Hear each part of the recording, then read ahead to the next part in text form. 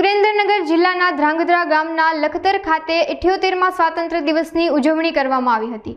સ્વતંત્ર દિવસ નિમિત્તે નિસ્વાર્થ બ્લડ ડોનેટ ગ્રુપ થકી સામાજિક જીવનમાં ઉમદા જનસેવાના સમર્પણ ભાવ માટે સલીમ ઘાંચીનું સન્માન કરાયું હતું।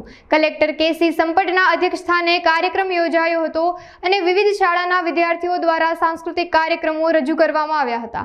આ સાથે વિવિધ ક્ષેત્રમાં ઉત્કૃષ્ટ કામગીરી કરનાર લોકોનું સન્માન કરવામાં આવ્યું હતું, જે લોકો નિયમિત બ્લડ ડોનેટ કરી અને જિલ્લામાં તેની પ્રશંસનીય કામગીરી બજાવી રહ્યા છે તેઓનું પણ આ અંગે સન્માન કરાયું હતું।